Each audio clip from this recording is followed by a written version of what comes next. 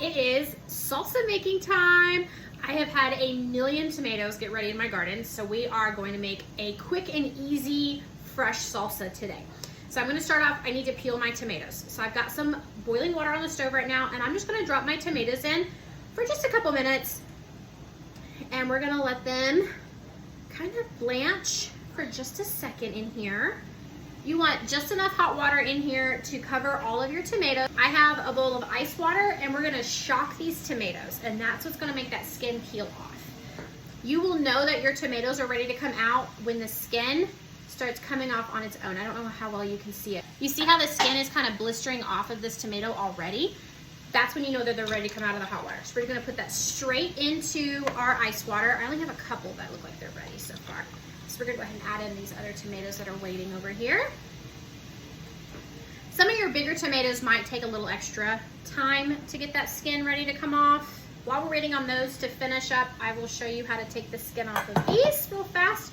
So this was our first one, and you see how this skin is already just coming off right now. Oh, there's water on my stove, but whatever. So it just peels off super easy. Boom, you have a peeled tomato. Easy, easy, easy. You can core them before or after you stick them in the water. It doesn't matter. Now that we have all of our tomatoes peeled, some people's gonna call this wasteful, but I'm gonna cut this top little piece off just because the skin doesn't come completely off of it, and there's that core. I'm just not a fan of it, so I wanna put it right there. There's also the big core inside the tomato, but I'm just gonna cut that out. This is gonna go in the blender, so this is kind of like a blender salsa. So I'm just gonna cut around that, and I'm not gonna really chop these up that much. So that's the piece that I'm cutting out, just that little heart center. So I'm not gonna chop these up that much just because they're going in the blender. Blender's fixing to do all the work for me. So I'm just gonna chop them up kind of in some longer pieces, and we're gonna throw those in the blender. We're gonna repeat this with all of our tomatoes that we blanched and skinned. From here, I'm gonna take 2 cloves of garlic, and I'm just gonna cut that little root end off and peel it and throw it straight in. Again. Then we need half of a onion. You can use a white onion or a yellow onion. I prefer the yellow onion just because I like the flavor of them. And again, I'm just gonna cut this to where it's kind of smaller pieces so it's not quite so hard on the blender. And then we're just gonna throw that half of an onion in. And then we need a bunch of cilantro. This is one bunch from Walmart.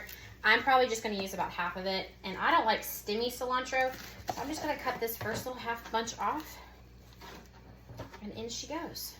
I'm also not a huge cilantro fan. If you don't like cilantro, you don't have to put it in, but a little bit goes a long way for me. The blender's getting full. And then I'm gonna use 1 serrano because it gives you a little bit more spice, and I'm using 1 jalapeno. But I am de-seeding these suckers because I don't want my mouth to be on fire later. So de-seed it. You can wear gloves if you want. I work with jalapenos on a daily basis. It doesn't bother me. Just make sure you don't rub your face or anything while you're taking the veins and the seeds out of your peppers. All right, and we go with that. Cut the stem off the jalapeno, and again, de-seed and de-vein that, and then immediately wash your hands with soap and water, so that way you are not going to be tempted to rub your eyes or your face or anything else with jalapeno juice on it, and then just everything hurts. Okay, be right back. Wash my hands. From here, we're going to take a teaspoon of salt. You can use kosher salt. You can use regular table salt if you want. I do like kosher salt in my salsa better. I just think it disperses better. So there. And then we need a 1/4 teaspoon of cumin. So just something to give it a little bit of a kick.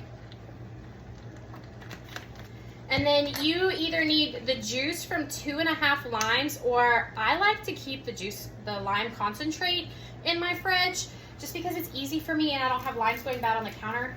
And so I'm just gonna put however much I feel in here, to be honest. What I think would be 2½ limes. If you like a lot of lime, we'll be good to go.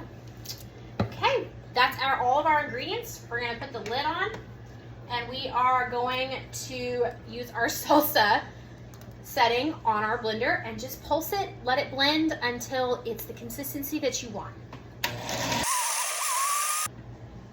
And there is that. Had some technical difficulties with the kids. I guess my video didn't record, but this is what it looked like at the end after I got done blending it. I just gonna put it in a quart jar. I'm gonna stick it in the fridge for at least 2 hours, and then we're gonna try it. I did take a spoonful of this. It has a little bit of a spice to it, and it is so good. Thank you for watching.